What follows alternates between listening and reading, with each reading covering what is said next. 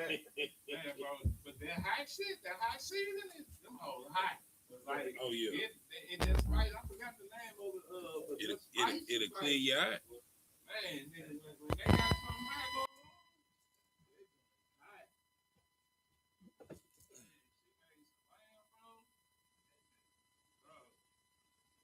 Bro, I seen it. That's when I first saw manslaughter.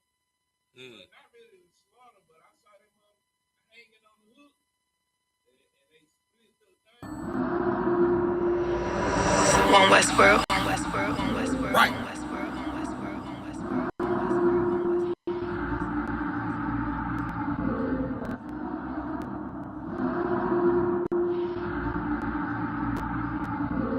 Everything is lawful. Westworld. The pressure on. I remember bringing nothing home. Make a little just to make it known. Steady, ready, better watch your tone. When I was 5'7", I was breaking bone. I had 5'7", now I want the chrome. 9/11, I was in my zone. Lose the argument or lose your dome. Cool, ain't no running up. Damn, now I'm coming up. They coming to kiss me, you dumb or what? You drawn, you done enough. They told me don't rush it, just wait my time. Paying attention, I see the signs. Coming right to me like Amazon. No time for distractions, I'm on the grind. Little shorty, your ticket, she knows she fine. Got a couple of so never mind. They throwing the shade cause they know I shine. Reason I'm going in overtime. You stuck in your ways, you keep fantasizing. I just go get it, don't think about it. Don't make it an issue, it ain't a problem. Not too much talking, just organizing. One Westward, no way around it. Heavy, so you know I'm grounded. Too sturdy, I'm well rounded. Tunnel vision, I don't see a challenge. Get admitted, I'm killing it. Case closed, I don't need a gavel. Know you hate it, don't even matter. New page, still the same time. But just never forget that I do not. Always have that fresh in your mind. That I feel absolutely nothing for your pain and your problem. Because I know that all of your pain and problems are a test to make you stronger. I live in a world where we coincide. If you're not ready, then stay inside. You drowning away, you gonna ride. You stick to the end, you get glorified. Seeing if you're gonna step up in it, you're gonna run. You stick to the end, you get glorified. Let's make it official, I'm winning up.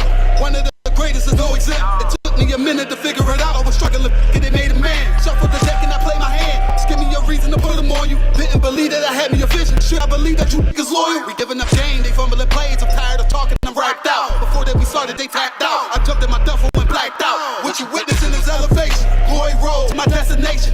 The haters, it's a celebration. And I put that on my reputation. When the fall, this a demonstration. Get sick and I know they hate it. One Westworld every season. Hot boy, this dedication. I'm giving game, I don't need favors. Go against it, you won't see the danger. You ain't family, you a damn stranger. I'll beat your ass, I don't need a bait. I don't got time for excuses. I'm plotting on making the killer. I'm getting the feeling, they know that I'm coming, I'm running, let's get to the business. I'm still playing my post, taking the rim like Jesus.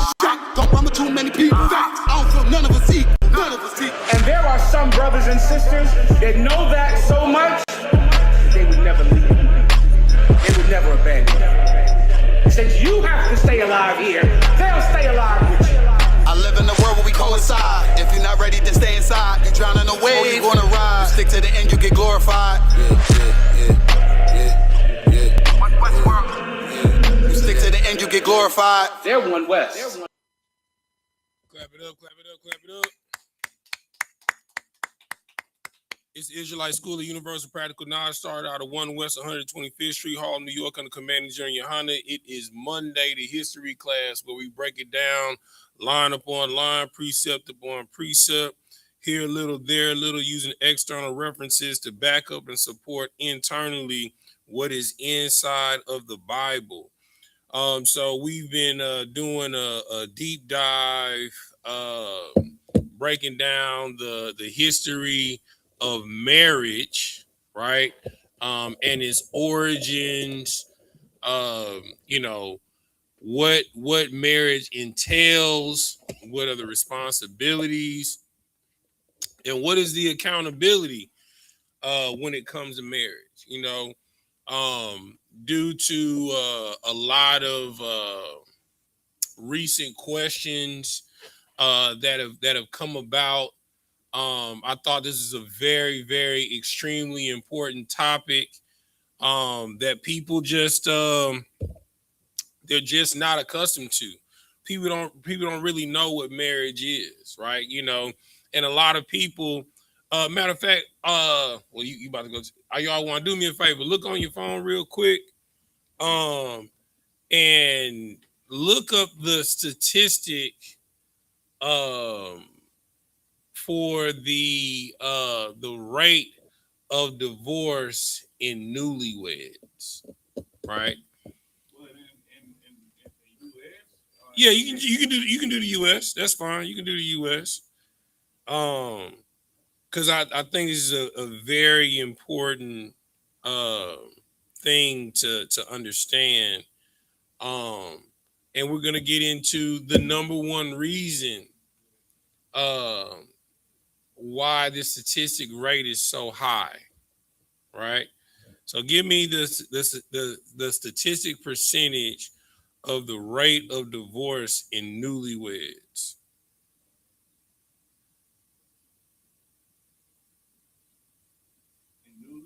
Mm-hmm. Oh, you got the mic? Where the mic at? Oh, you got it right there. Okay, cool.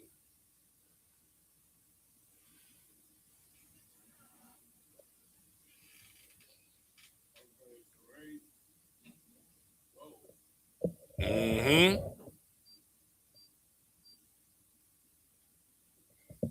Hit power on the mic. See what you got. Okay, what's it came up with two. Just go ahead and read what it got. Okay, one has the divorce rate within the first year of marriage is estimated to be around 10%. Mm-hmm. And then I have one that says almost 50% of our marriages in the United States will end in divorce or separation. Mm-hmm. Okay. So now, right?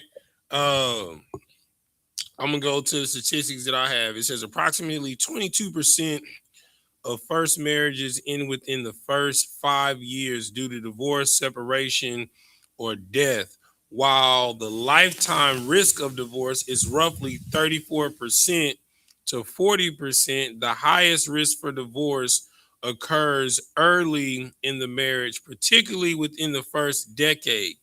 So the first 5 years, you have roughly 20 to 25% of couples experience significant marital strain, with over 20% ending in separation and divorce. And in the first 10 years, up to 48% of couples who marry before the age of 18 are likely to divorce within 10 years, compared to 25 percent of those marrying after the age of 25.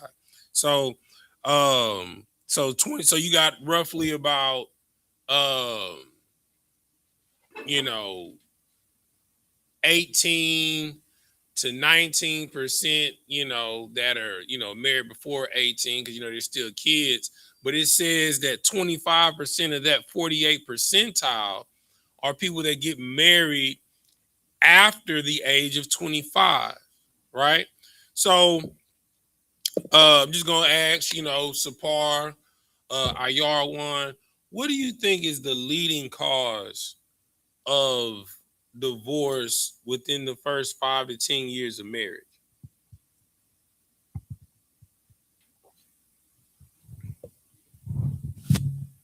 Whoever wants to go first. I want to hear from both of y'all, actually. So, like, if I may, and from my experience, I think it's how can I say it? Like, you don't have a full picture of the dedication and what's required of you to be married for that long, because the people change, people attitude change. They might say they love you 1 minute, and then a few years down the line, maybe 2-3 years down the line, they are a totally different person. It takes a real long time to get to know somebody, a man or woman. Mm-hmm. All right, y'all want? What about you? What are your thoughts of the reason? And that's an excellent question. That's an excellent answer, Sapar. What are your thoughts on the reason why most couples end in separation and divorce within the first 5 to 10 years of marriage? I mean, if I just had to guess, basically not people get married and they don't even know who they marrying. Like, I mean, I never been married, but I just know relationships. Uh, you know, you go through that bliss stage, and they feel like that's how it's gonna be, and they stop asking questions, or you know, due to skeletons in their closet, they might not want to go there because you know it's just I don't know. I just feel like communication on who the person who each person is truthfully. I think that's the main reason. Because I feel like people get representative when they first meet. You know, getting in relationships. You know, especially if somebody getting the up or if somebody gaining. You know, it's just it's not real. So you don't get to know the person. You just trying to get to the game. Absolutely. We have RJMM 6868 says money and lack of commitment. And we have Marcus Jarrell that says lack of communication. That right there, that's it. That is the number one contributing factor to why marriages break down and end in separation and divorce within the first 5 to 10 years, which attributes to what both of you all are saying, right? Because the commonality between both of you guys, you know, they don't really know each other. You know, they you know, don't really know what to expect in marriage, right? Another commonality thing that's that said, okay, we have Auntie Coco that says finances, communication, and outside influences. Absolutely, right? But all of these things come back to communication, right? So, and most importantly, the communication that should take place before you get married, right? So before you get married, you're supposed to do what? Supposed to do what? What are you supposed to do before you get married? You're supposed to court, right? So the courting phase is the phase that all of this communication needs to take place, right? That it must take place, right? You know, what your needs are, what your requirements are, what your non-negotiables are, right? So, and then you know, when I'm counseling brothers and sisters, you know, I'll often say, how could you really give your marriage a shot if you divorcing within 5 years? I mean, if you put it in the mindset, if your marriage was a thing being birthed in this earth, I mean, at 5 years old, I mean, you barely able to communicate. You know, you barely got sense not to put a fork in an outlet, or not to put your hand on the stove to burn yourself, right? You know, would you abandon a 5-year-old child? Absolutely not. Would you abandon a 10-year-old child? Absolutely not. So it's the mindset that you got to have, and the mercy that you need to show towards one another, because you're still learning each other. You understand? So one of the main components that we're going to talk about today is the leading contributing factor. Let me make sure I share my bring the scriptures up. One of the number one contributing factors in divorce and separation, it is communication, right? You know, and what is the root word of communicate? Anybody know? Huh? What'd you say? Commune. Right. What does commune mean? Somebody tell me, what does commune mean? So like commune means to come together. It means to what? To come together. It means to what? To come together. Right. So in order to communicate, you got to do what? Come together. together. You can't talk at somebody. That's not communicating. You can't dictate to someone. That's not communicating. You know what I'm saying? And marriage is about compromise. It is something that a lot of people neglect. You understand? All right. So the first scripture I want to pull, let's go to the book of James, chapter 1, and verse 19. Let's go to the book of James, chapter 1, and verse 19. When you got it, go ahead and read it. All right. Yeah, anybody. It don't matter. The book of James, chapter 1, verse 19. Mm-hmm. Wherefore, my beloved brethren, let every man be swift to hear, slow to speak, slow to wrath. Say that one more time. Read it one more time, brother.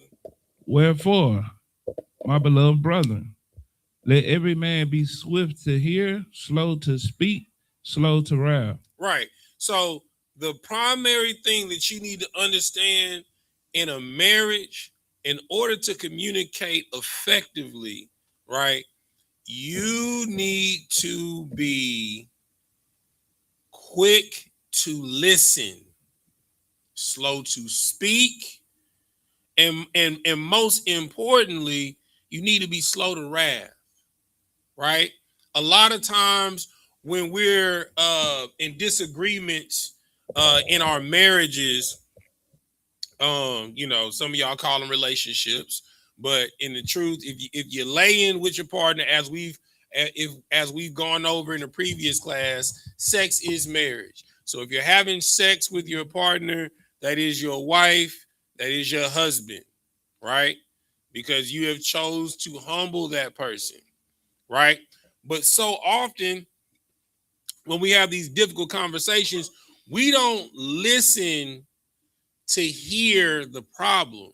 We listen to respond, right? You're looking for buzzwords and talking points to take jab at the person instead of hearing the matter.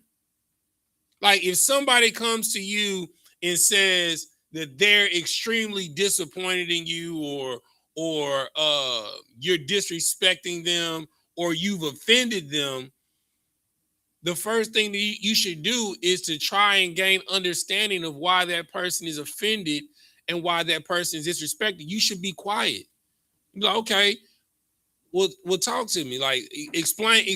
My favorite word is what General Hyman be saying to people online. Explain, right? Because I need you to break down to me how what I did or how what I said disrespected you or offended you. Because I need to know that so I don't do it again, because that's real love, right?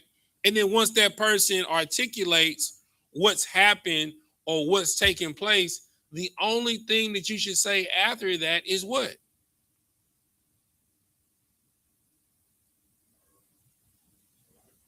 Say it on the mic.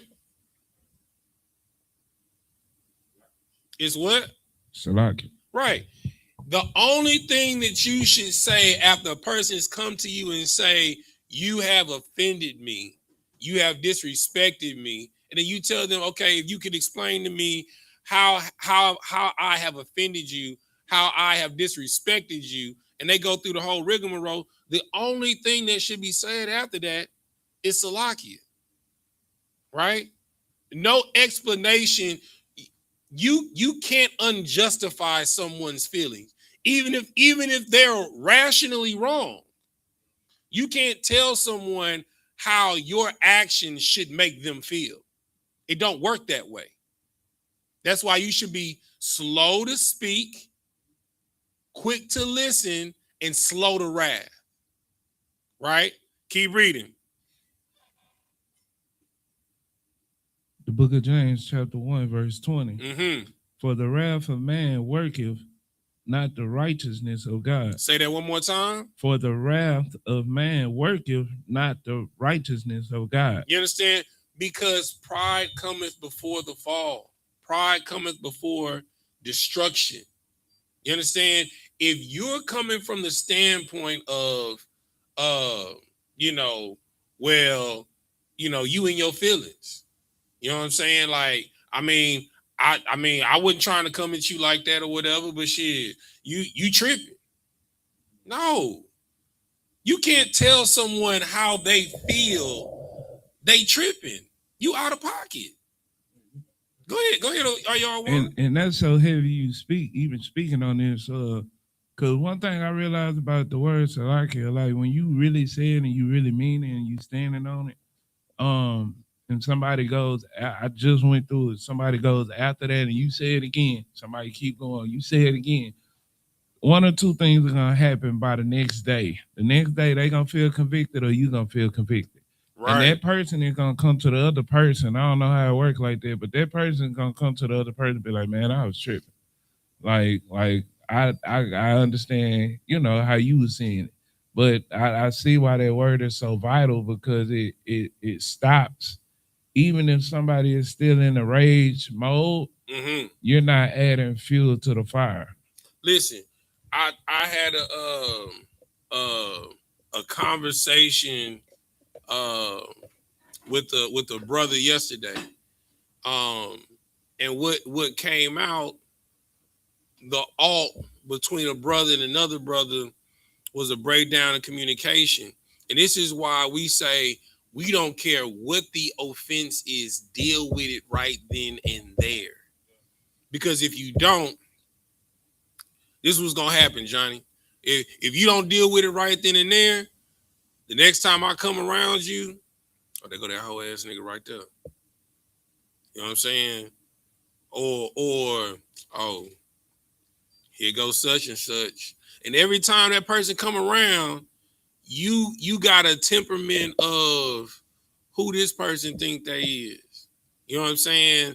Or your face just naturally screw up when this person walk in a room or when this person come around, and this person don't know that you got a problem with them because you did not effectively communicate.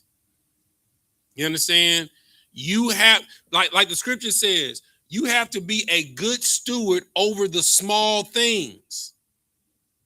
You have to be able to effectively communicate over the small matters. So when it comes to big stuff, it's small potatoes. And 9 times out of 10, it's not even going to get to the big stuff because you know how the person that you're in a marriage with operates over the small things. You understand? Keep reading. The book of James, chapter 1, verse 21. Wherefore, lay apart all filthiness and superfluity. Superficiality. No, yeah, you're right. Superfluity. Slack you. Huh?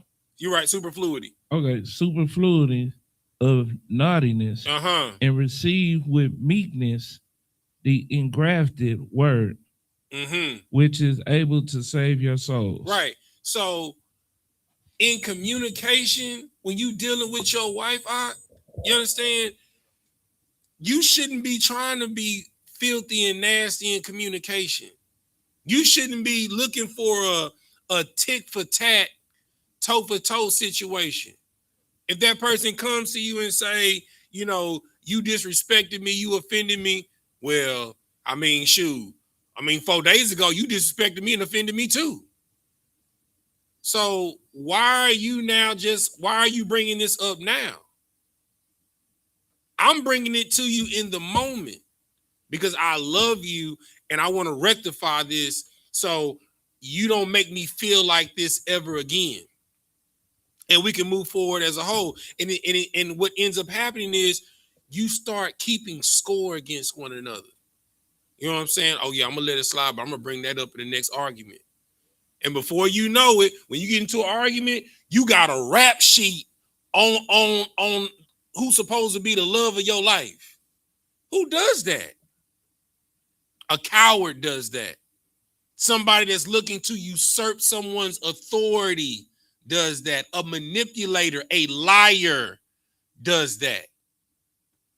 You don't do that to somebody you love because you want the person that you love to be the best version of themselves. So you give them the opportunity to be the best version of themselves by allowing them to say Salakia. Because it takes a real man and a real woman to say, forgive me, brother. Forgive me, sister. Baby, forgive me. Darling, forgive me, sweetie, baby, whatever y'all nicknames is. You understand? It takes real strength to say, I'm sorry. A lot of marriages will still, a lot of families, there wouldn't be so many broken homes in America if someone would simply have the courage to say, I'm sorry. I didn't know my words affected you that way. I've never took the time to really listen to how I didn't know that my words had that much sway over you like that. You know, moving forward, I'll be more mindful with my words. Or as General Hyman always says, mind your tongue, Ak. Because the scriptures does say that life and death is in the tongue. You can make somebody feel like heaven on earth in 1 second, and then the next second make them feel like they in the pits and depths of hell. That's why the scripture says that the truth cuts like a double-edged sword, piercing through flesh down to the bone, all the way to touch the spirit. That's why it's hard for people to say, I'm sorry, because what they said cut deep. Your veil is lifted up off of you. But the one person that you should be able to be vulnerable with is your wife. The one person that you should be able to be vulnerable with is your husband, sis. It shouldn't be a war in the household. It should not be a battle of the sexes.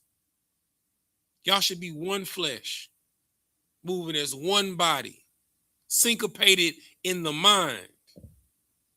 Right? Give me another precept. Somebody give me Proverbs. Hold on, we got some comments. Hold on, let's see. So go to while I'm pulling up these comments, go to Proverbs. I'm gonna go there with you. Chapter 10. Let's go there together. Proverbs chapter 10.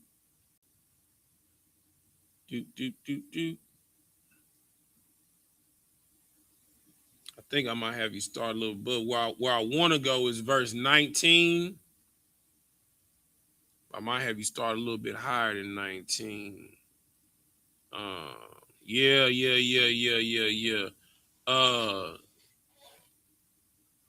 Start at verse 16. But let me see some of these comments real quick and pull them up on the screen. So man, so YAHANNA, y'all, what's going down? Nah? He say con out of one con. That's right. Let's see. Sis say facts. Okay, we just got a couple of checking ins. All right, no sweat. All right, so let's get to it. So let's go to Proverbs chapter 10. Start at verse 16. We're gonna walk this thing down. No sweat.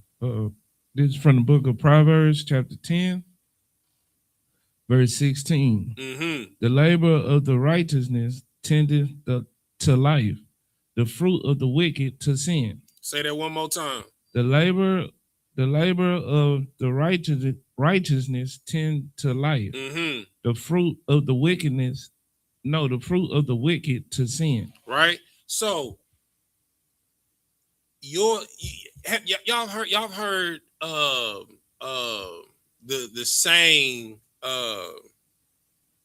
your marriage should be a labor of love. Right. So when you labor in righteousness, we know that love, according to 1 John chapter 5, verses 2 and 3, is how you love the children of God, right? And we know that the husband is a child of the Most High God and the wife is a child of the Most High God. When you keep the commandments, right? And it says, and the commandments are not grievous, right? And then verse 3 says, and this is the love of God, to keep the commandments, and the commandments are not grievous. It's not hard not to lie to your wife, sis. It's not hard not to lie to your husband. It's not hard not to steal from your wife, sis. It's not hard not to steal from your husband, because we all know the saying: if you lie, you'll what? You'll cheat. If you cheat, you'll steal. If you steal, you kill. Right? And that's the fruit of wickedness. And that's why you got to cut it short. If somebody comes to you and communicate, look, man, I don't like what you're doing. It makes me feel insignificant. It makes me feel like you don't honor me, like you have no reverence for me, like you don't respect me. Salakia. Keep reading. Proverbs chapter 10, verse 17. Mm-hmm.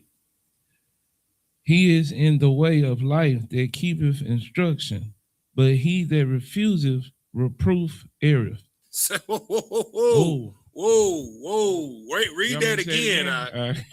Read that again. There you come. Verse 17. He is in the way of life that keepeth instruction. That keepeth what? Instruction. Keepeth what? Instruction. Listen, let me tell you something. I told a young man yesterday, everybody got to follow orders. If you not gonna follow the orders of your daddy in his household, you know who orders you're gonna have to follow? Uncle Sam.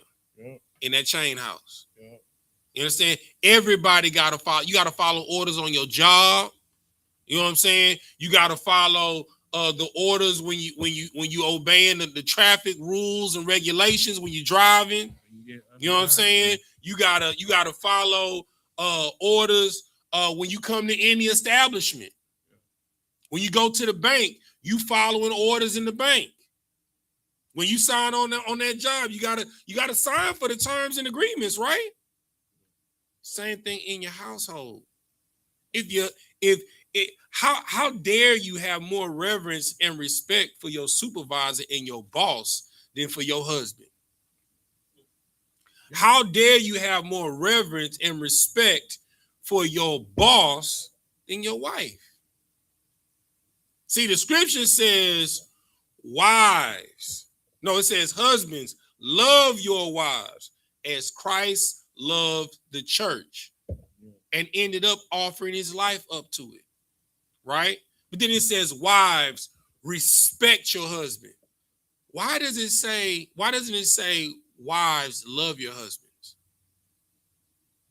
We got men in the room. Somebody tell me, why does it say, wives, respect your husbands versus love your husbands? Why is that? What you got, Johnny? Because most men value respect more. Absolutely. You understand? Love is according to the scriptures, it's not a fleeting emotion because it's about following orders, about following laws, statutes, commandments. But the word love is an emotion, right? So it can be tied to joy, happiness, some state of euphoric bliss, right? That's fleeting. A man don't give a damn about a fleeting emotion. He gives a damn about honor, respect, and reverence, right? So, sis, if that man is going to lay, if at 3 a.m, it's a bump downstairs, you hear something getting knocked over, and he gotta get up and go see about that bump. Sometimes you gotta shut up, sis. Sometimes you gotta respect. Because remember, you gotta be slow to speak, quick to listen, slow to wrath. The reason for this is because we have to get, as the YNs or the YPs say, we got to get some straightening. We got to get some understanding in between me and you. And there's no way that we can get understanding if you're quick to speak while I'm talking. That's why in the Israelite School of Universal Practical Knowledge, when we have counsel, the rule in counsel is while this person is speaking, we need you to be quiet. If you can't control yourself, go on mute. And then when you have the floor to speak, that person is going to give you the same honor and reverence and respect. The same thing should be in your household. Keep reading. You want me to finish 17? Yeah, you're going to read all the way down to 19, actually. Okay, but he that refuses reproof erreth. Verse 18. Mm-hmm. Hold on. For he that what? For he that refuses reproof erreth. So when your mate comes to basically, for lack of a better word, check you because of how you handle them in public or in a situation, or they came to you about, I don't know, how you handle the finances, if you was trying to sneak some shit, Salakia, because this is what's going on. Brothers and sisters are lying to each other, and I'm tired of it. So excuse the flip of my tongue. I'm tired of brothers and sisters lying to each other. You're lying to get a wife. You know what I'm saying? You're lying to get a husband. Because in the courting phrase, it's all Shalom Yahweh Shema Thabah Shem Yahweh Shai. But behind closed doors, he's everything but a child of God. He definitely not calling him a priest or my Lord. Or with her, you know what I'm saying? It was a beautiful, a sweet thing and all it is. You didn't tell her that you was a part of the school, but then when you get them draws, we married now. What? But you expect her to honor and respect you, and you didn't lay out the red carpet of what the expectations are when you lie down with her. You didn't ask the tough questions of, okay, what's your FICA score? What's how do you handle finances? How many bills are you behind in? Are you in debt? What's your debt level? You understand? Do you have student loan debt? What debilitating diseases do you have? When's the last time you got a checkup? Let's exchange mic chart information. That should be your first date. Communicating at your level of health. That should be the first date.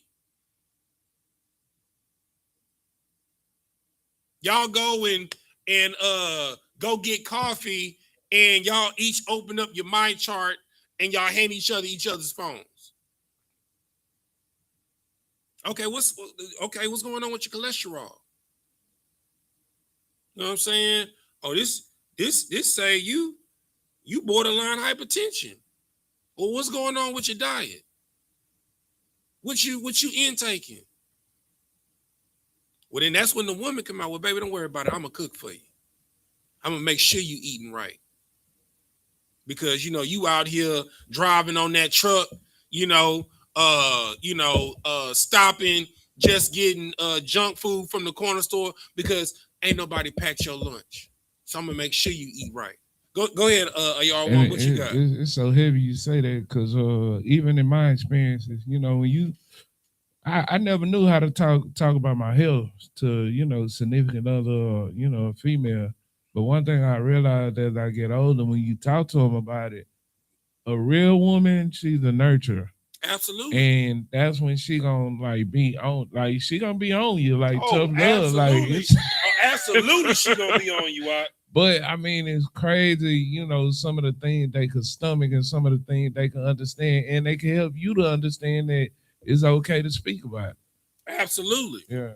And then, and then the number one, the big thing that nobody asks, what's your state of your mental health?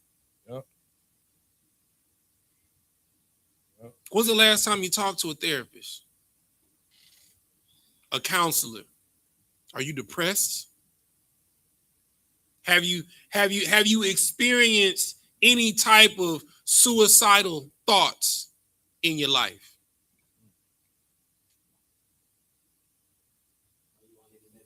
Are you on any get that brother microphone? That's a big one right there.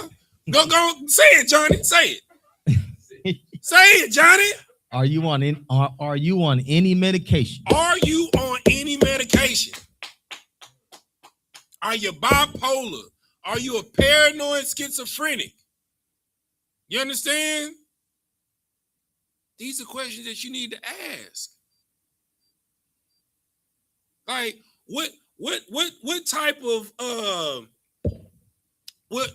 what type of debilitating disease? And brothers, let me tell you something. Another question that you need to ask a woman that you courting: when the last time you got into a car accident? You need to know if the woman that you're dealing with is she a safe driver. You know what I'm saying? Is your insurance current? Do you have a life insurance policy? Do you have a 401k? Right? Because the attraction is already there. I'm talking to you because I want to knock you down. But before we get to the pleasantries, you know what I'm saying? Let's see if there's some inconsistencies. Go ahead, Johnny. So basically, we just got to make sure that whatever rib that we getting is that they're responsible in life. Say that again, huh? Yeah, we just got to make sure that they're responsible in life. Listen, not responsible, accountable, honorable, respectful, right? You know what I'm saying? Kanawa said, to add on to what you were saying about medication, have you ever been admitted before? Ooh. Voluntarily or against your will? That's scary. Do you have you been to prison? Have you been to jail? What charges do you have? You understand? Do you have any sealed records? Right? And then I'm gonna say a very important one. Have you been molested?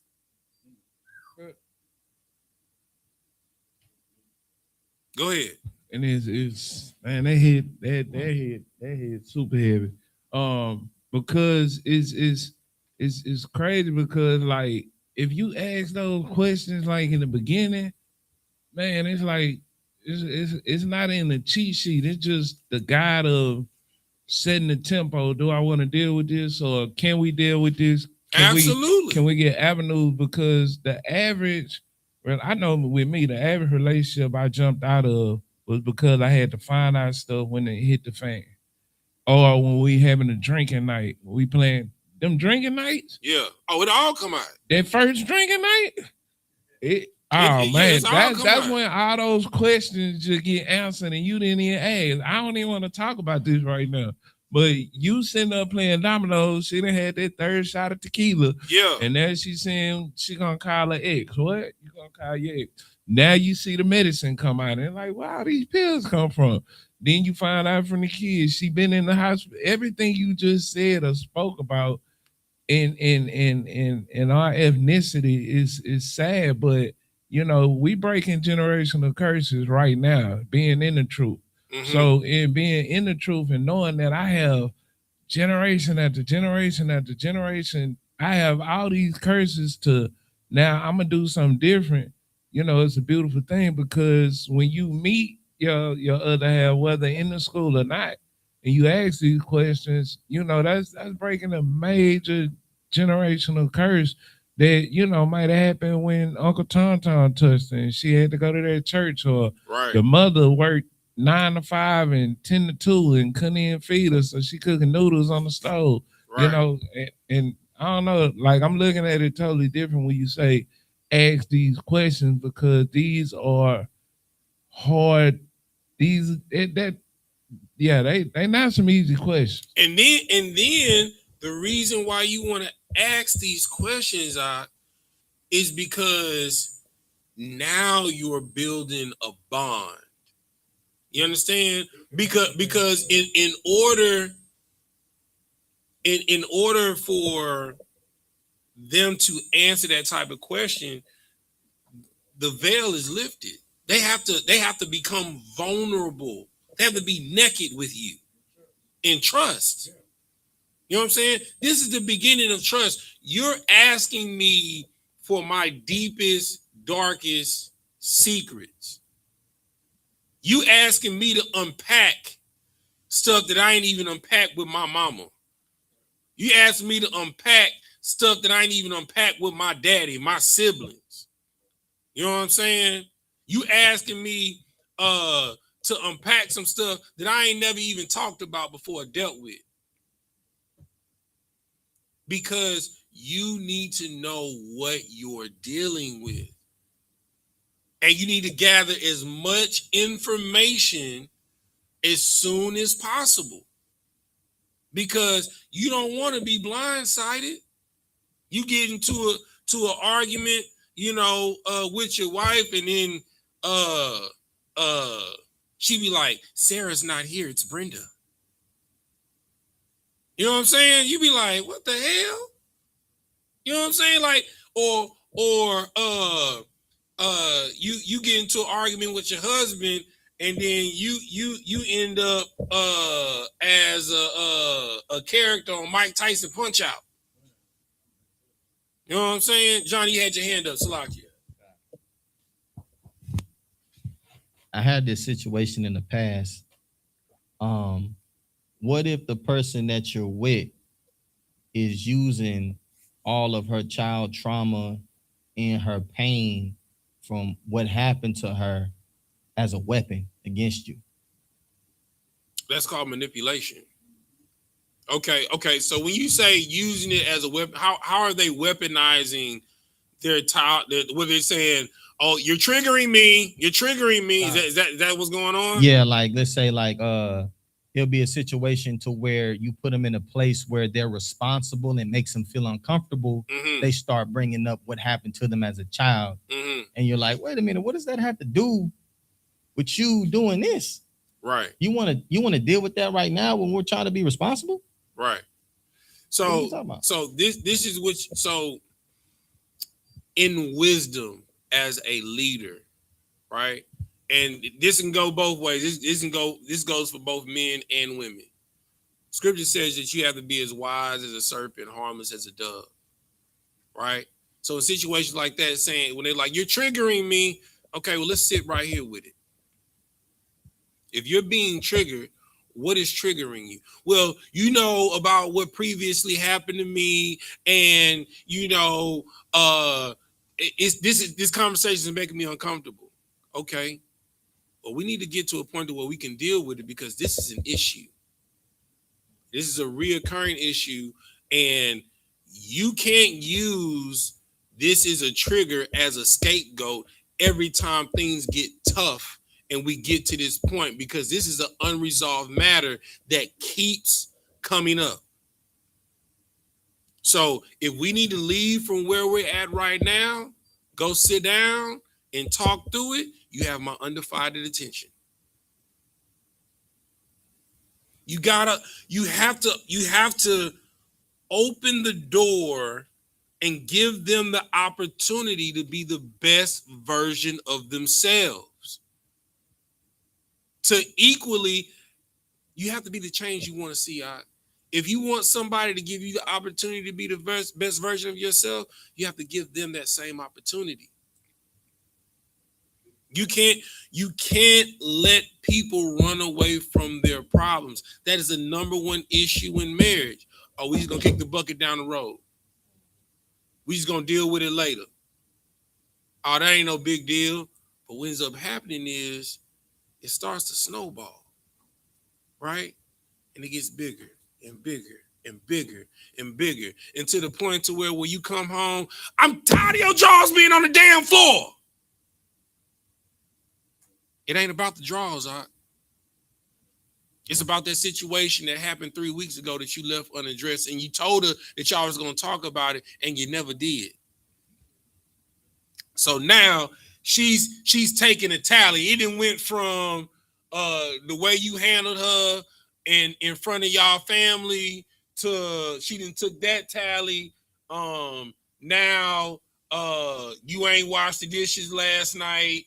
You left your drawers on the floor. When you took a dump, you left a streak in the toilet. She's going all the way down, and then when she finally explode on you, what type of man leaves a streak in the toilet? You talking about I'm a man, I'm the man of the house. What type of man does that? It ain't about a streak in the toilet because she leaves streaks in the toilet. You know what I'm saying? But you have to honor each other in communication. You have to edify one another. You understand? And highest above all of those things, you have to keep your word. On both sides. For a man to a woman, your word is everything. Your word is everything as a man. If you tell your woman, we're going to circle back to this and address this tomorrow, you better make time. Because I guarantee you, if you come home talking about you tired, you eat, and you lay down and go to your sleep, you know what she going to do? Noted. You know what I'm saying?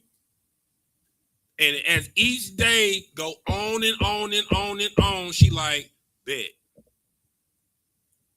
He's a liar. He don't keep his word. That's why you have to be tactical over the small things in your marriage. Every little minute thing. I don't care if you told her you was gonna pick up some ice cream from the corner store on the way home. You get to the door, damn, baby, I forgot your ice cream. Hey, I'll be right back. Because you gave her your word. And now she like, baby, don't worry about it. Like, no, I'm going. She's like, well, if you going, I'm coming too, because I need some other stuff I need to get. Because you're a man of your word. Women, you need to be the same way. You need to move in integrity in all things. Honor in all things. Truth in all things. Brothers, if you get you another wife, if you start courting another woman, well, I'll say because if you court another, the courtship might not work out. You know what I'm saying? But if you get you another wife, you need to tell your other wife. This is the home of the truth, not hidden truth. Now, do they have to be cool with one another? No, they don't. Do they have to dwell with one another? No, they don't. But I guarantee you, if you're honest up front, it might go well for you. You know what I'm saying? And don't try and get your woman in the truth and be like, yeah, I know we teach about, more than one wife, but I'm just a one woman man, baby. And she's like, well, yeah, because I'm not gonna be with a man that got more than one. You don't gotta worry about that, baby. It's just me and you. And then you switch it up. See, now you dealing in dishonesty and lack of integrity. You tricked her because you wanted the yams and you didn't trap her. And you knew her stance up front. Now, if you tell her, look, I'm not interested right now. I'm not saying that I won't get another one. You know what I'm saying? But, you know, right now my focus is you. You know, I mean, if it happens, it happens, but I'm not going out here looking for it. I'm trying to find me one right now. You know what I'm saying? And my focus is going to be on my household. And if I'm building a household with you, my focus is going to be on that household with you. Just the same as if I get another, my focus is going to be on that household with her. But that's not going to interfere with my responsibilities to you. You got to be upfront from the beginning. The scriptures say that you can have more than one. But you need to be honest and say, I might want more than one. You might not be the only one. And when that time comes, when you get another one, don't be like, hey, babe, I'm about to go hang out with the boys real quick, but you go into your other rib crib. Don't be like, hey, I got to go run a couple of errands real quick, but you going to go post up at your other family house. That's being a coward, or as we say in H-Town, you being a hoe. You know what I'm saying? Quit acting like a broad. Quit acting like a broad, a female. You know what I'm saying? A woman to have more respect for you if you tell her what your intentions are up front, because if things go around, she say she not with it, guess what? You can always reference back to the original conversation. Well, I told you what I was about in the beginning. She can't get mad at you if you told her in the beginning what you're about, what your intentions are, what your plans, what your goals are. I told you from jump. Oh, I just thought you was playing. Nah, I wasn't playing with you. In the old Southern colloquialism, you're gonna have to either shit or get off the pot. See, we not married yet. See, and that's, brother, you don't even understand how much power you have in maintaining a woman's honor by not sleeping with her while you deal with her. That's power. A man that is not controlled by his nether regions. Most women ain't never seen a man like that before. You drive them insane. What you mean you don't want this? Do you see how I look? Do you see I didn't put on these nails, this tight dress? And you don't want this? Nigga, you gay. Mm-hmm. They've never seen a man of honor and integrity. Go ahead, Johnny.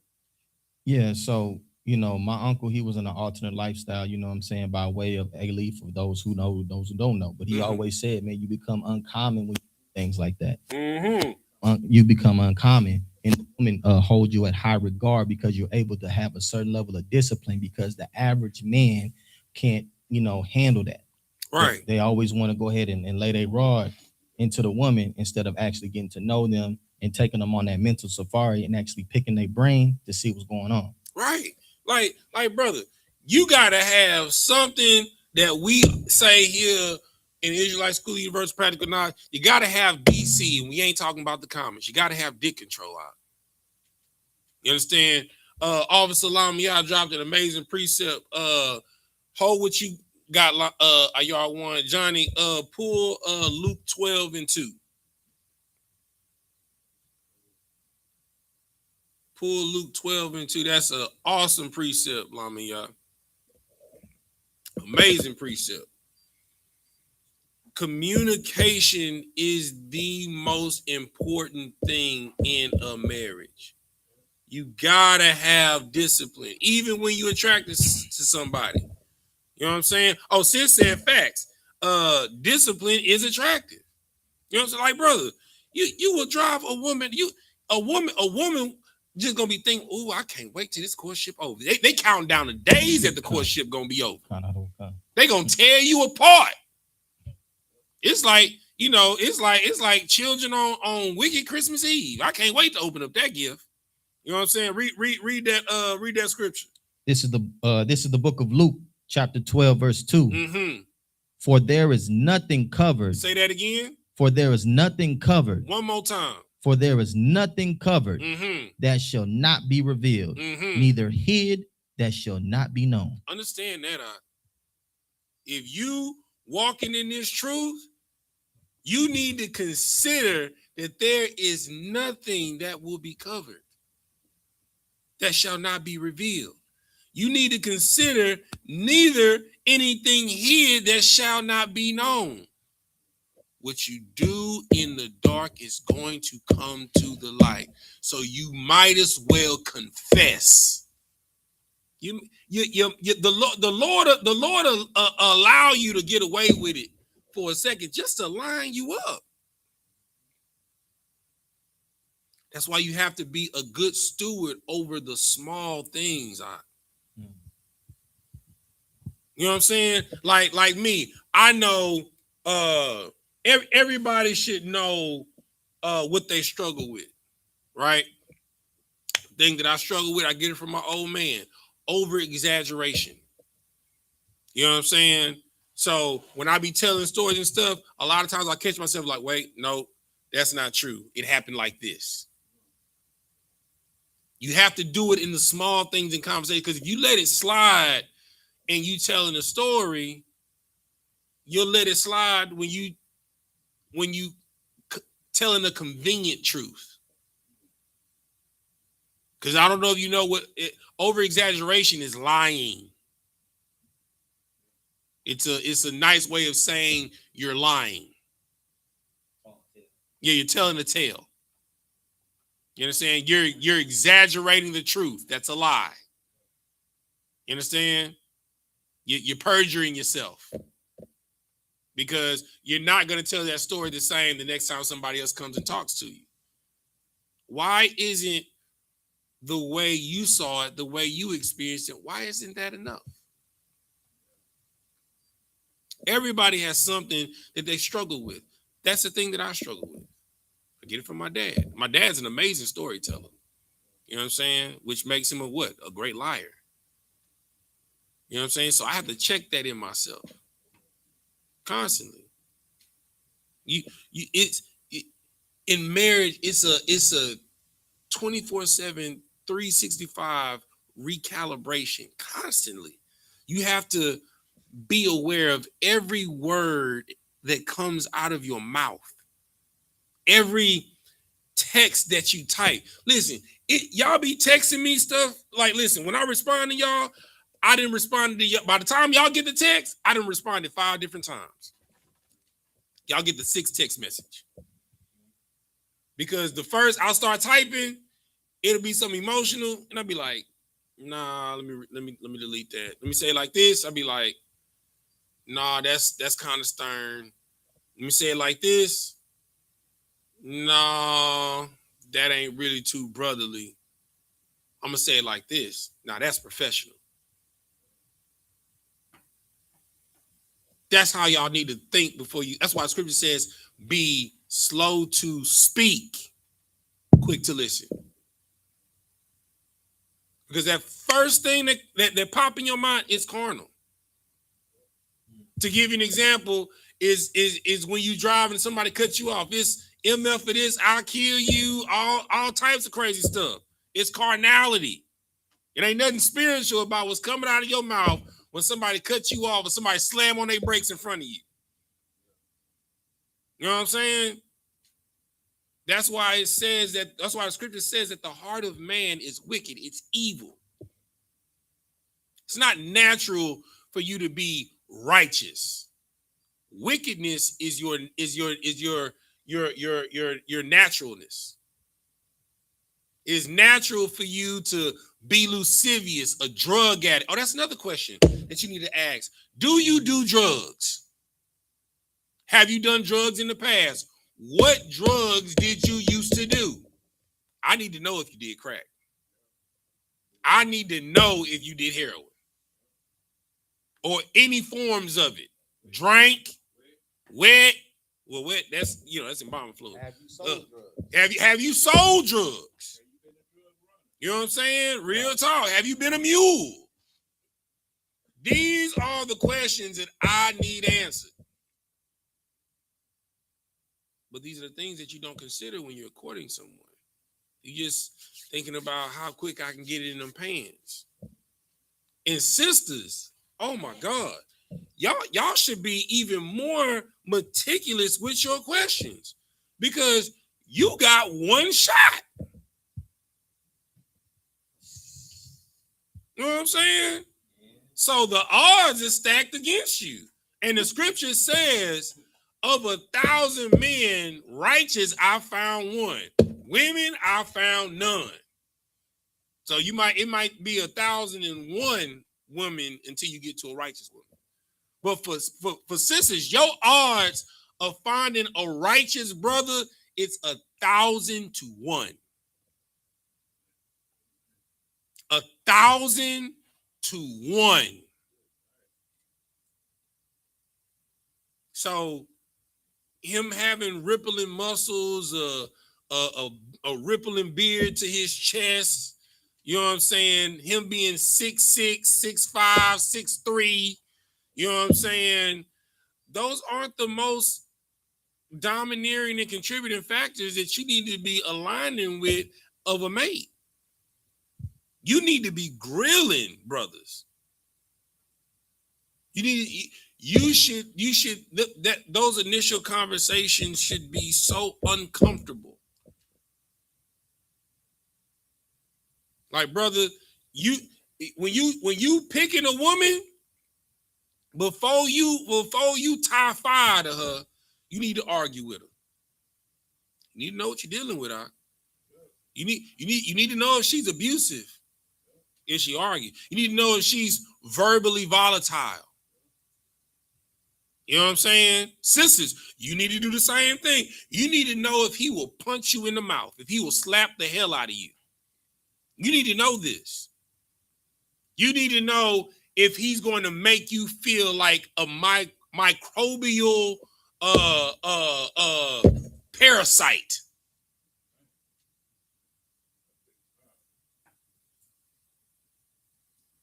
You need to know this. You need to know what you're dealing with when you're arguing. You need to see somebody in their worst form. To see what type of control and discipline that. You don't know somebody until you've argued with them. You don't. And if you pick an argument with them, they just always cool, calm, and collected, you need to be concerned. You need to be concerned. There is a river of lava under that surface. And when it come out, it's gonna be bad. Go ahead. Oh, Johnny, you had your hand up first. Johnny had your hand up first. Oh yeah, the only thing I was gonna ask was like when a brother takes a second wife or tries to, shouldn't he have experience with the first wife that he already has before he tries to take another one? Brother, let me tell you something, brother.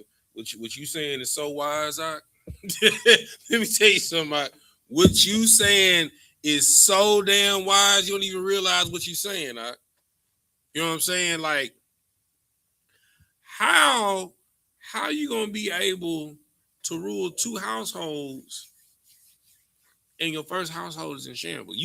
So you think getting another wife is going to solve the problem with the first wife? And you ain't dealt with the problems in that household? No, you're going to take whatever inconsistencies and problems, because it's a two-way street. Both of y'all got issues that are unresolved. She hates you for certain reasons and you hate her. All of it is due to lack of communication. So you're going to take your lack of communication, you're going to take it over to another household, and it's going to start off the same way. It's going to start off good, and it's going to drastically deteriorate in the same fashion, if not quicker. And now you're going to have two women teaming up against you. Brother, let me tell you something. You're going to want to live on top of the Empire State Building on the spire than live in a house with both of them women.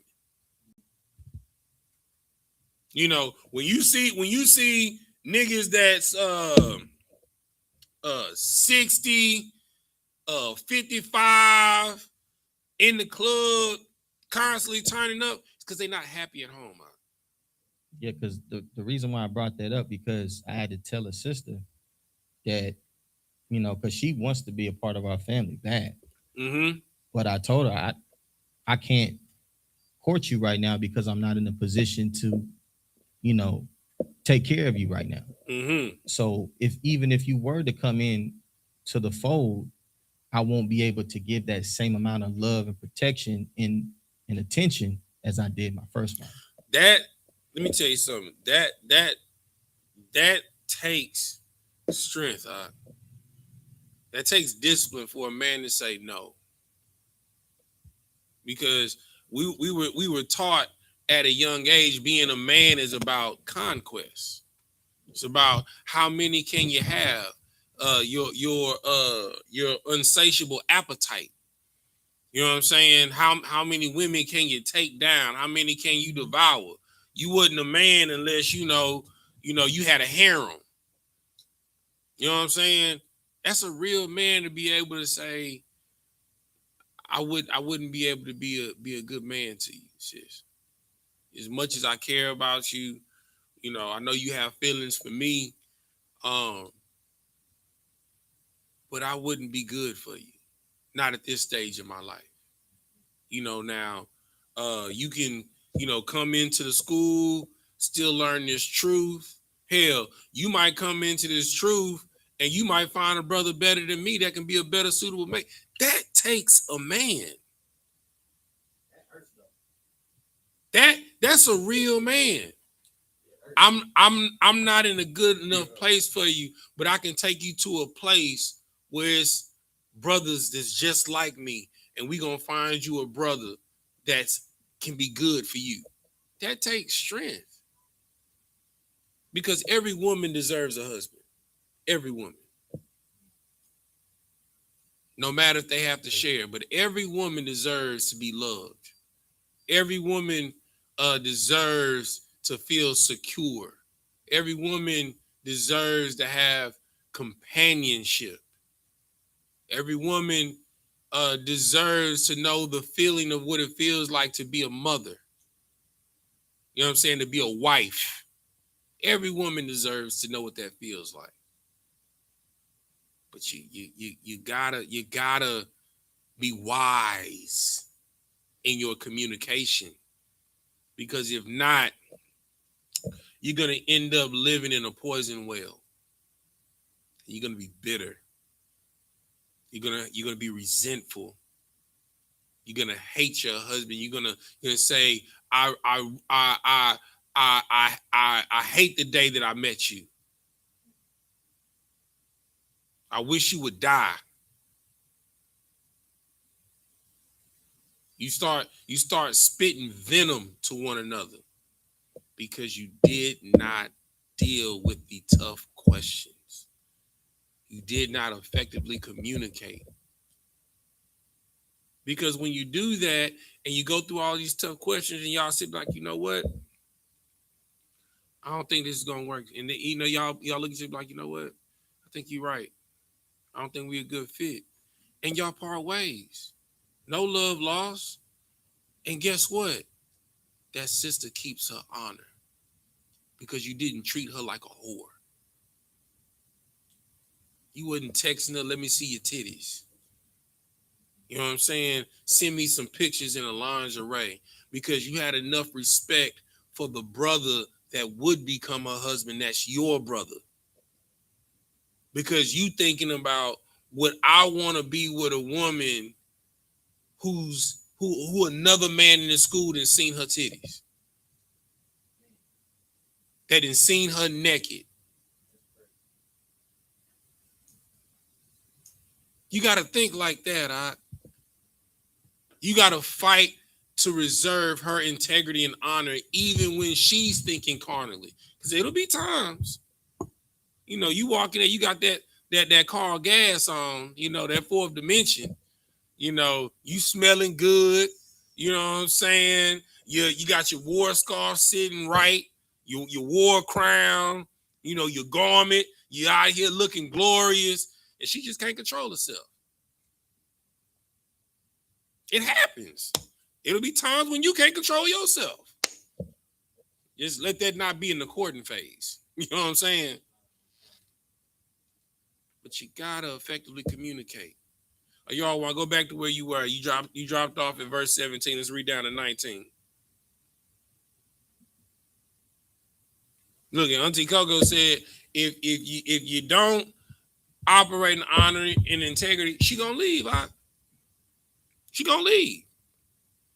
You know what I'm saying? So it's best you keep it real in the beginning. Go ahead, y'all want. Proverbs chapter 10, verse 18. He that hideth hatred with lying lips, and he that uttereth a slander is a fool. You understand? So he that hideth hatred with lying lips and slander is a fool. If you hate somebody out, that means that they offended you somewhere and you didn't say anything about it. And you're a fool for holding that to your breast, to your chest, because it's eating you away inside. And what's going to end up happening is one of these days you're going to become emotionally compromised and you're going to make a foolish decision. Keep reading. Verse 19. In the multitude of words, there wanteth not sin, but he that refraineth his lips is wise. You understand? So in the multitude of words, let me tell you something. When you talk a lot, you're highly susceptible to lie. You should be a man and a woman of few words, because he or she that holds their peace in a lot of situations is considered wise. Because even if you stupid, nobody know you stupid because you're not saying nothing stupid. You know what I'm saying? You don't have to always utter what's in your a fool. The scripture says a fool utter his whole mind. That's what the scripture says. Everything that comes to your mind don't need to be expressed. It don't. And it'll keep you out of a lot of trouble when you have that type of mindset. Give me another precept. Go to since we in Proverbs, go to 17 and 27. I'm gonna go there with you. And Johnny, go to 14 and 17. Let's see what I say first. I said 17. Go to Proverbs 14 and 17. Let me scroll down. Hold on. Let's see what I say. 17 and 27. I might want you to start a little bit higher.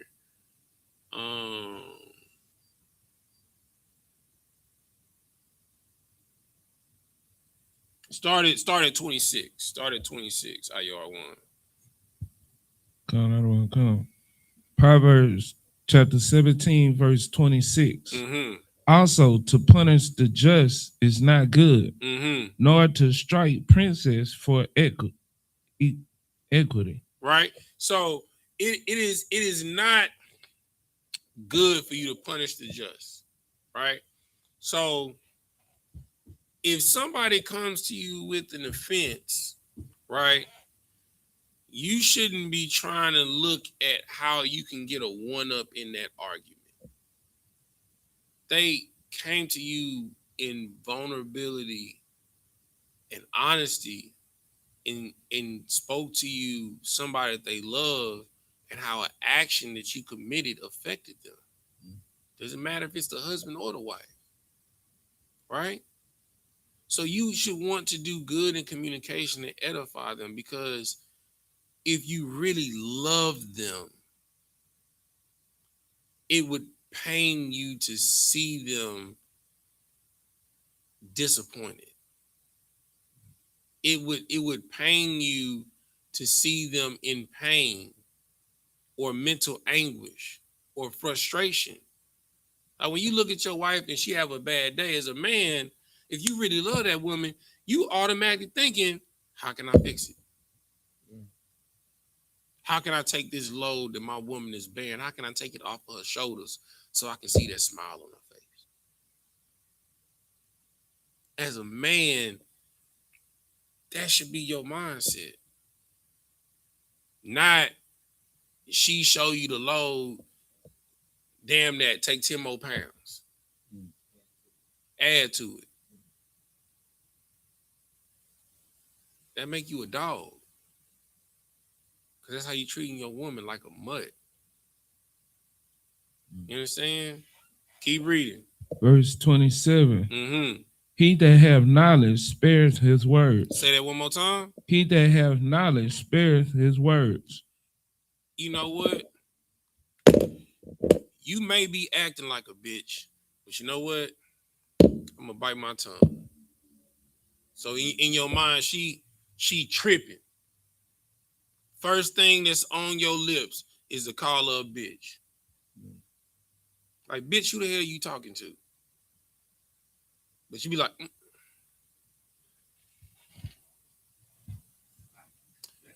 you know what? The way you talking to me right now is offensive. And you are really disrespecting me right now. It would be wise for you to watch how you talking to me. See, that hit different.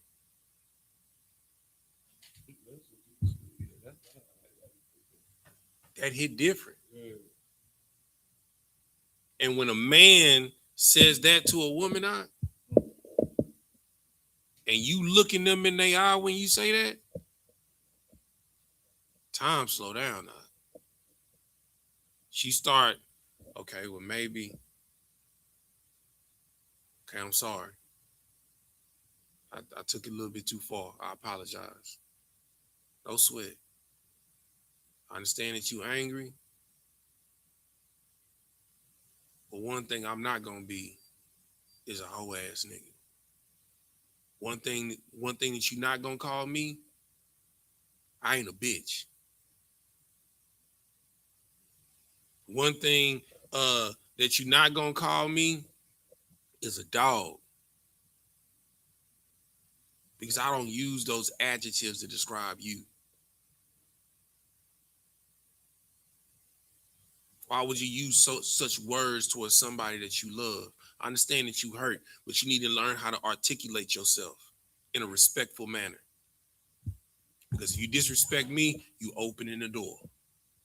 And I'm trying really hard to love you right now.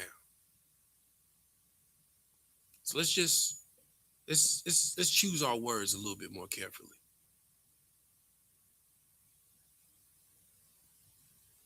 Like scripture says, you should not be dealing in nastiness and folly with one another. Right? Read what you got, Johnny. Let me go to where you. I told you go to 14. 14, 17. Yeah, and then you're gonna jump down to 29. Let me go there with you. 14. Okay. Hold on. Let me pull it up for him online, bro. Hold on. All right, zoom in. All right, go ahead. This is the book of Proverbs 14 and 17. Mm-hmm. He that is soon angry dealeth foolishly, and a man of wicked devices is hated. Say that again. I'll read it one more time. He that is soon angry dealeth foolishly. You understand? If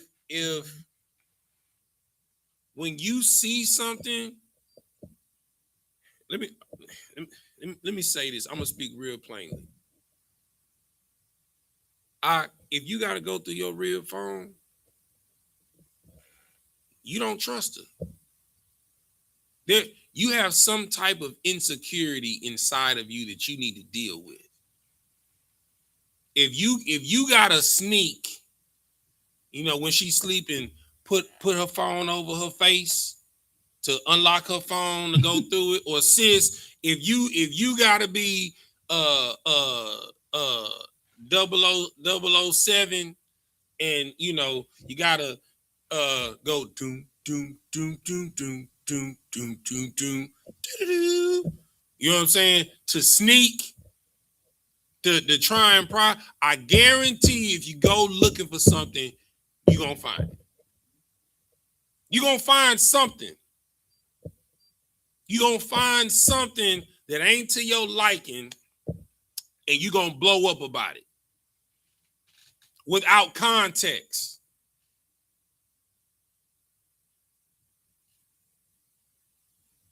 And you've done something. You know when you open the door, you know it's a double swinging door, right? Once you start going behind somebody back and doing something, guess what they gonna start doing? Going behind your back and start doing something. Well, he checked my phone. Let me log into his Facebook. I mean, I know. I mean, the dummy uses the same password for everything. I know his Netflix password. Let me see if it's the same password for Facebook. Dummy. Go ahead, Johnny. It'd just be better to be blameless then. Thank you. My wife got all my everything. Listen, go through my phone. Yeah. Please. And all the she know about the women that try to court me. She know about them. Please. So it's like, I don't know. Just be blameless. Tell the and truth. sis, if a nigga jumps in your DMs, show your husband. Because if, God forbid, your husband goes through your phone and finds messages from a nigga trying to get at you, and past that nigga getting, I mean, if you didn't just leave that nigga on red, and that's the only message that's left in that inbox, and you didn't continue communication with that nigga, and you ain't say nothing, we got some issues. It's gonna come off as if you got something to hide. And it probably ain't even nothing. Right. You know what I'm saying? You probably just played it to the left and like, ha, ha, ha, to not make it awkward and stuff like that and not make it weird, and you try and change the subject, start talking about all types of stuff, but you're continuing to communicate with someone that has a intimate or sexual interest in you, and you're married, and you did not communicate to your husband that this person tried to shoot at you. Go ahead, y'all one. I learned that in one of my back in the day, one of my little counseling groups, and they said with anything, any situation, when you look at it, to engage is to hold on. Absolutely. To engage meaning like, so if I entertain it, like somebody could do something to me, or somebody could say something to me, somebody can wrong me, but if I have an action towards that and I entertain it and I engage in it, I'm holding on to it. Absolutely. You might say you're not holding on, but if you engaging in that conversation, something in you likes it. You like the attention. It's something about the way that brother talks to you makes you feel something that you're not getting from your husband. If you loved your husband like you say, that, hey baby, I just want to let you know, while I was at work today, this brother DM'd me and he said this. And then you say, how you want me to handle it? Oh, it ain't no big deal, sis. I mean, it ain't no big deal, baby. Don't even worry about it. If he keep commenting on your posts, just ignore him. You know what I'm saying? And if he gets disrespectful, just let him know that you'll refer him to your husband, and then I'll deal with it. Go ahead, Johnny. Because if you have a wife, stuff like that's gonna happen because she's beautiful. Especially you got a bad one out. Yeah, it's gonna happen. Niggas is gonna shoot. Yeah. It's gonna happen. You know what I'm saying? Don't try to knock you. Yeah. Cause they want to chill with a baddie. You know what I'm saying? You feel me? You know, I mean, they see the same thing in your rib that you saw in her. They gonna shoot, my boy. You feel me? So it's nothing wrong with your wife getting hit on, but it is you gotta check how she addresses it. You know, you let her handle it. You know what I'm saying? Like, you know, like if y'all out and about, let's say you go to a restroom and when you didn't came out, you see a nigga trying to talk to your wife and stuff like that or whatever, let her handle it at first. If a nigga get out of hand, then you check that nigga expeditiously with prejudice. You understand? But the brother didn't know what the issue was. You understand? The brother didn't know that you know he just saw something beautiful, he shot. Yeah, and like y'all want to say, a lot of times they know and they don't give a damn. But you give your wife the opportunity to say, I'm married. Go ahead. You know, coming into school, I know that I got to tread lightly on certain things that I used to do and have a habit of doing. And explain. Well, normally when somebody do something like that to my wife, I get mad. I want to squabble. You know what I'm saying? I want to throw hands like, man, where you at? Nah, no, I'm finna come see about that. You don't play about my wife. So now that I'm in the school, now I'm in the truth. How does somebody handle a situation like that when a man is obviously being disrespectful? And you get disrespectful.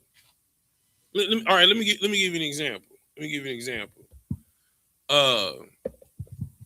You know, several brothers during the tenure of me and my wife's marriage has hopped in her inbox.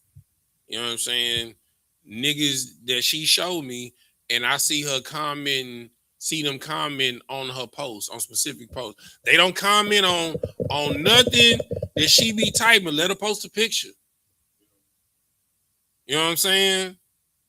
You know, or she having a bad day. A nigga come under the post. Yeah, you don't got to deal with that. I'll come up under him. The hell she don't. You know what I'm saying? Like, it is your job to check a nigga that gets disrespectful out. You understand? That is your job. Now, if a brother approaches your rib and she say, I'm married, and be like, hey, my bad. You know, I just saw a beautiful woman, you know, thought to shoot my shot. That's a blessed brother. And she be like, thank you. And then she just keep it moving. No harm, no foul. But if a nigga get foul, if a nigga say some stuff to your rib, like a nigga said to my rib, bro. A nigga said to my rib one time, he shot at her and she was like, I'm married. And he was like, so your husband don't let you have friends? What? What? Nigga, I'll break your face, nigga. You know what I'm saying? That's when you get disrespectful. You know what I'm saying? You let the nigga know that it's an alpha over here. And if you come in my yard, you gonna get bit. And you pissing in my yard right now. You'll never say that to my wife in her face. Not while I'm there. Cause I'll rearrange it. And listen. Me and my wife, we was at Chili's. We was at Chili's. And my wife was engaging in a conversation about sports. A nigga across the way had said something slick, and my wife was like, well, I ain't even talking to you. You know what I'm saying? And he was like, well, I'm talking to you. And I was like, well, now I'm talking to you. Well, I wouldn't, he's like, no, my wife don't got nothing else to say. Now you talking to me now. What's the problem? Well, I was just, she said this about, okay, cool. And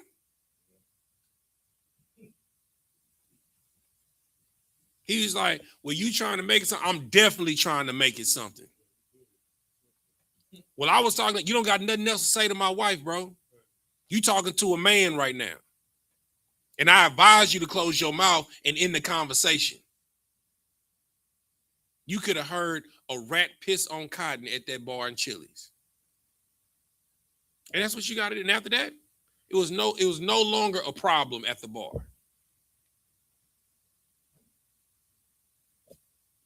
Zero disrespect when it comes to your household.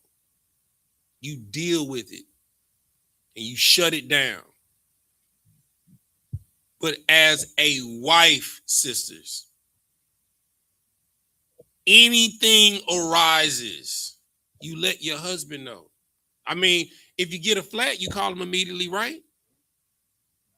You know what I'm saying? You turn the car and you hear the car knocking when you turn, you call him immediately, right? If you need extra bread to take care of something and you need it right now, you call him immediately, right? So why you don't let him know immediately when a brother is flirting with you? You know what I'm saying? And when you tell him immediately, your husband already has a rest in his mind. I trust my wife. Because you have a history of coming forward and forth with information voluntarily. He know you're not hiding nothing. So he know that you're going to handle it right. And if you get out of line, she going to let you know. That's how you build up rapport in a marriage. But if you don't do that from jump and you hiding stuff, and I end up, a brother end up going through your phone and it discovers, and you kind of chatty patty with this dude a lot, and he scroll up 2 months and he saw a nigga then shot at you. Oh, it's up. Even if you might have thought of entertaining it and you decided not to, but the fact that you hit it, that puts a seed of doubt, of trust in your marriage. Communication is everything. Right? Drop down to verse 29, Johnny. Oh, let me get there with you. Go ahead. You said 29? Uh-huh. I'm sorry. 29. 29. Okay. Mm-hmm. This is the book of Proverbs 14, 29. Mm-hmm. He that is slow to wrath is of great understanding. Say that one more time. He that is slow to wrath is of great understanding. Mm-hmm. But he that is hasty of spirit exalteth folly. So in all things, you need to be in control. Brothers and sisters, control your mouth. Control your body, your hands. Keep your hands to yourself. If you feel yourself getting to a point of emotional compromisation, leave. Go take a walk. Go take a drive. Calm down. Because the last thing that you want to do is make a decision based off of your emotions. If you cannot effectively communicate what's going on without you putting your hands on someone, you throwing something, that's what a child does. When a child feels like they're not getting heard, they throw tantrums, they throw inanimate objects, they want to wall out on the floor, they want to scream, they want to yell. That's what a child does. A child wants to hit. punch on something. You hurt my feelings. Leave me alone. That's what a child does.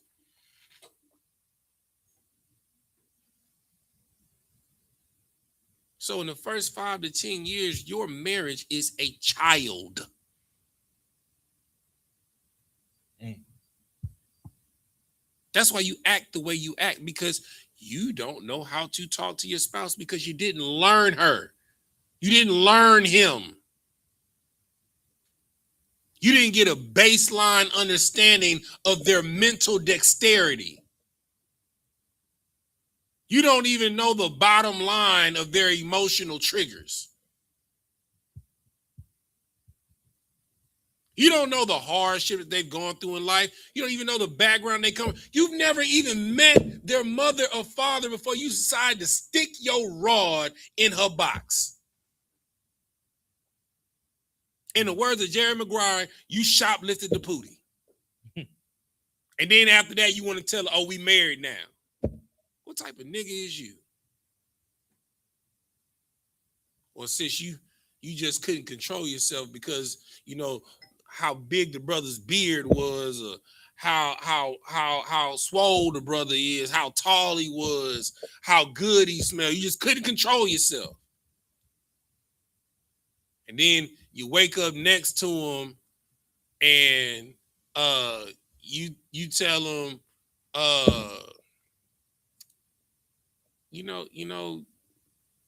you should probably, put some different colored drapes, right? And he'd be like, bitch, shut up. Anybody ask you your opinion? Get dressed. Get out.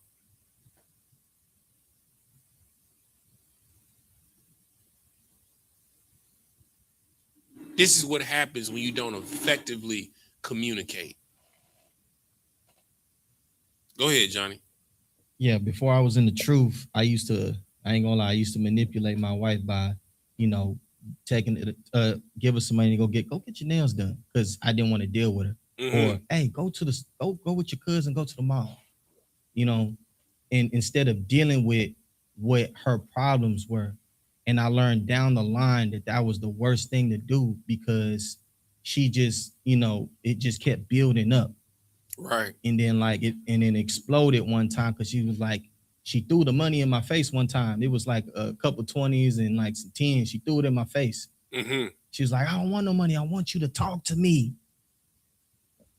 Listen, let me tell you something. That's what she said, man. I'm gonna give y'all brothers a secret. Yeah, some of y'all need to learn the art of auto response. I'll break that down. Let me tell you something, brother. Listen, your wife wants you to be her best friend. That's what she wants. You know what I'm saying? And you don't be giving a damn about what go on at her job, the soap opera drama. I mean, hell, you might not even care about the little stuff that, the little sibling rivalry, tumultuous things that be going on with her siblings and in her family and stuff like that, or what crazy thing that happened in the world. But it's important to her. You know what I'm saying? So when she talking like, damn, for real? That's crazy. Word? But still have enough empathy to just listen. You know what I'm saying? And just give engaging response. If she just talking and you just sitting there like,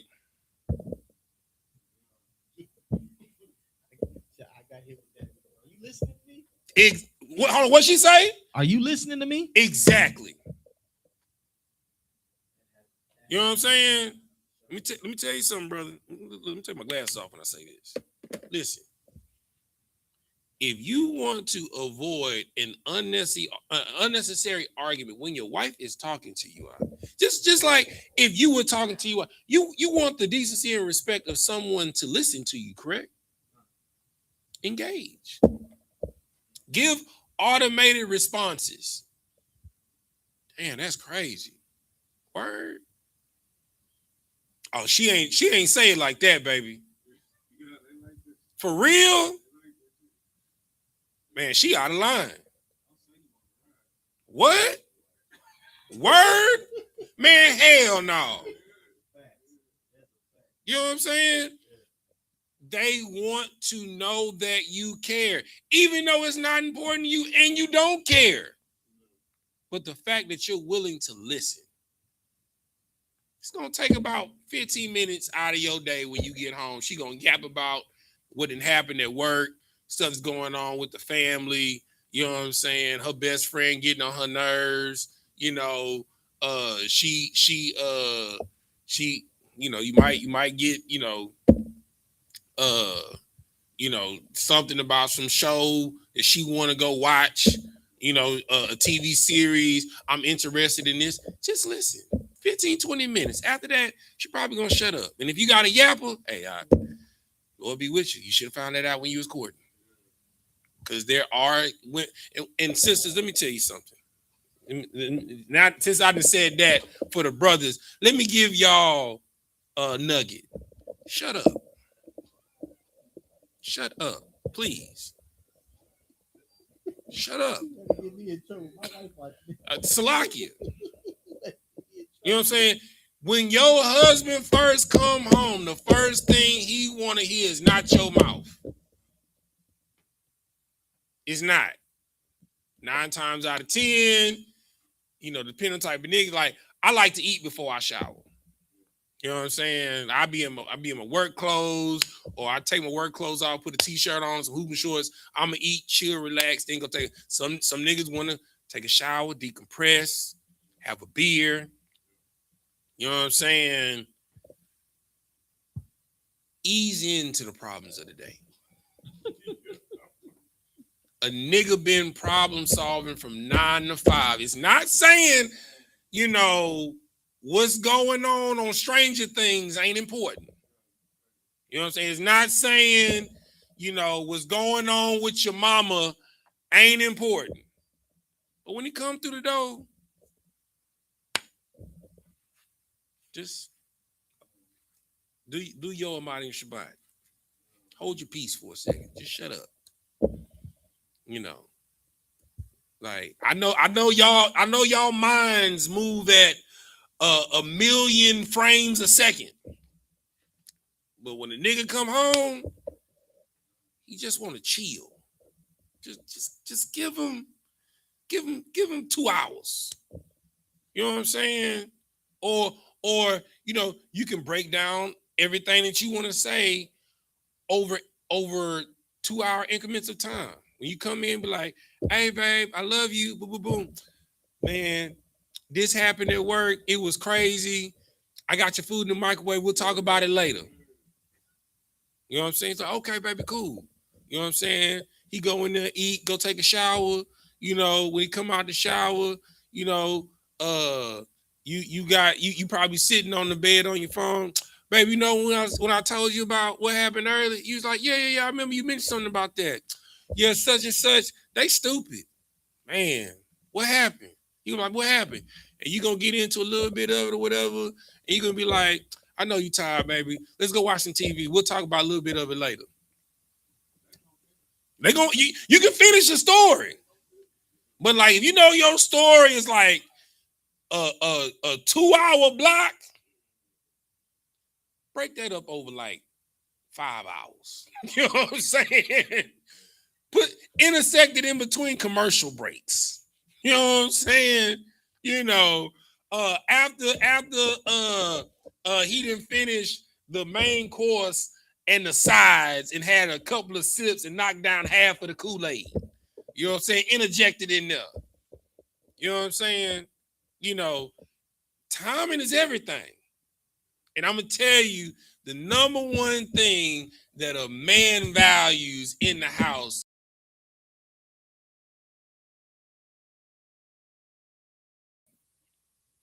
If you're a woman that run your mouth all the time, Your husband is going to sit in the car for 2 hours outside before he comes in the house, sis. I promise you.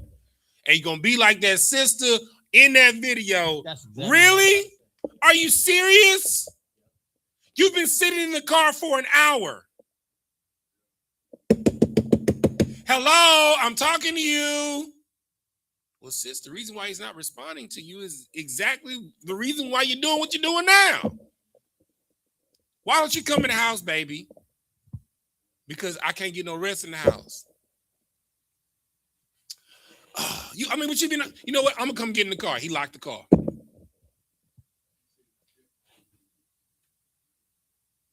Because all he wants is peace. But you want a war. You addicted to chaos. You so addicted to chaos, you don't know what peace feels like. And if things is too cool, you be like, oh no, something. No, I gotta throw a monkey wrench in here somewhere. I don't feel right unless he yell at me. That's the only way I know he loved me. He gotta throw me up against the wall and put his hands around my neck so I can get aroused. That's how I know he loved me. You are insane. You have lost your mind. You're not right. But brother, you didn't ask the necessary questions to see how far from the cuckoo nest she fell. Go ahead, y'all want my bad, brother. No, go ahead. That's what, John, I know you had your hand up too. Oh no, you already said what I was gonna say about that dude that was sitting outside. But you know, that's one of the things, because sometimes it's just that we need that quiet space just to think, because we got so much responsibility. Absolutely. Like, listen, let me tell you something. And don't let your husband be a priest, sis. Listen, he got to go to camp every Saturday, sis. It's a part of it. You know, it's not saying that y'all can't go out, y'all can't go on vacations, but he got a plan for that. He got to put in requests for time off like a job. He got to check in.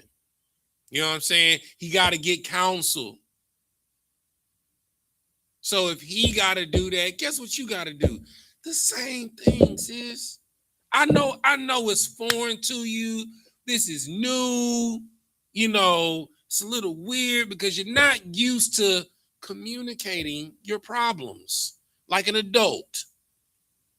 You're not used to asking for permission because you feel like you're grown.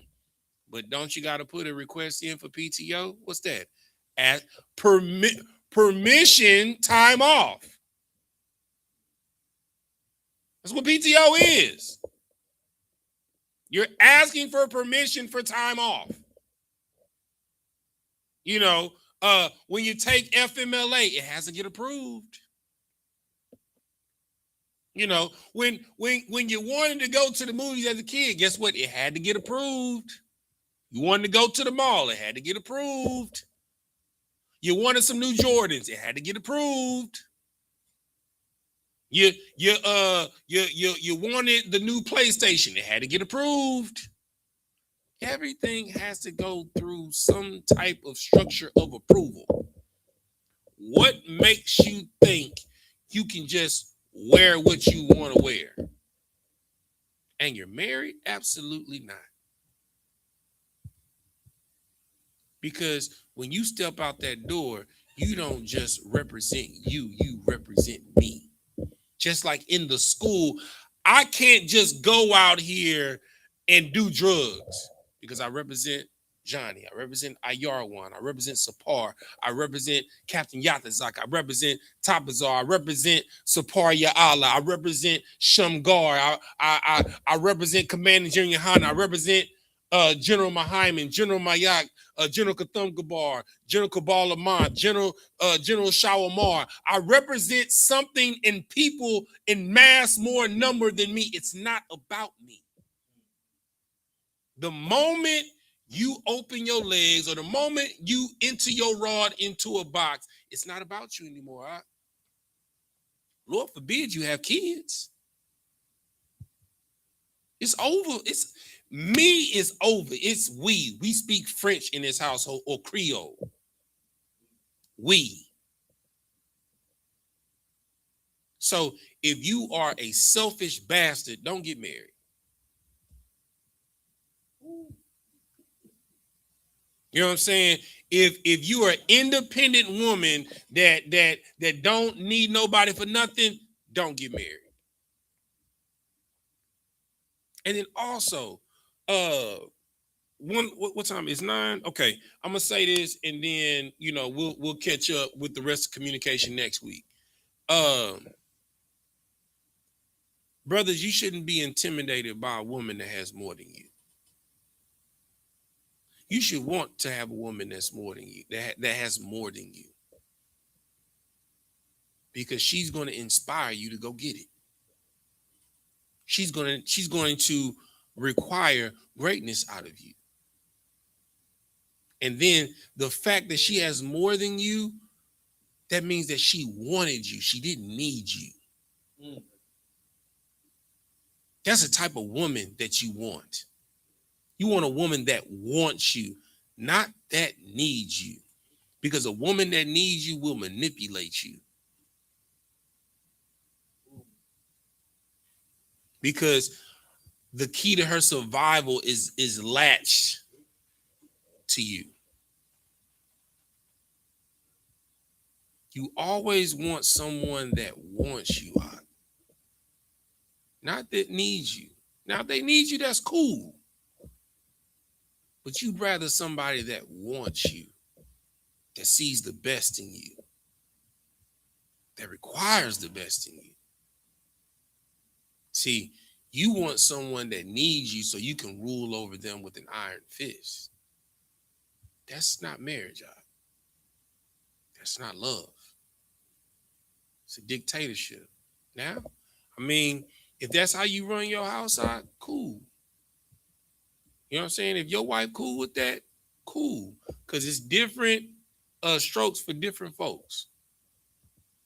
I can't tell you how to run your household, but I can tell you what's wise. Everything that's lawful isn't expedient. It's not expedient to be a tyrant in your household. I'm gonna tell you, them old sisters that was named Evangeline Agnes Brown, they had a way of getting back at you. You want to be a tyrant in the house? They'll put Vaseline and baby oil on the floor and make you bust your behind getting out the shower. You know what I'm saying? They'll put things in your food to make you sick. You understand? They have ways of getting back at you. They'll put a nail in your tire to where it's a slow leak, not a fast one, because they love you, still want you to get to work. So they'll put small annoyances in your life. They'll bleach your colored clothes, or they'll wash your colored clothes in hot water so your drawers will shrink on you, and you'll mess around and get a rash because you getting chafing from your underwear. You never tread on somebody that serves you. It's the worst thing that you could possibly do. But most importantly, communicating the small things. So when it comes to the big things, they become small things. All right. With that, we're gonna say Amajim, which means the sand. Asar, which means the turn. We're gonna face the east. We're gonna do the Lord's Prayer first in Hebrew, then in English. Repeat after me. Abanawa, Shabbat Shemaya, Kodash, Hayah, Shemka, Yahweh, BLACKWATCH, Taba'ah, Ratazayka, Hayah, I.S.U.P.K, Ba'aratazah, Kawa, Hayah, Ba'Shemaya, Nathan Lanawa, Lacham, Kal, Yawam, Wasalak Nawa, Kabawath Nawa, Kasalak Nawa, Kabawath Yanawa, Wala'ah, Tabi'ai Nawa, by Messiah one of Baal, Hawashayanawa, Mayan, Rai, Kaya, Laka, Hamalakwa, Wahala, Wahata Para, La Awalumium, Aman. In the English, our Father, which art in heaven, hallowed be thy name. Yahweh, thy kingdom come, thy will be done in earth as it is in heaven. Give us this day our daily bread, and forgive us our debts as we forgive our debtors. And lead us not into temptation, but deliver us from evil. For thine is the kingdom and the power and the glory forever. So be it. Sar, turn to face the front. We'll give a courtesy salute to the brothers, then to the sisters.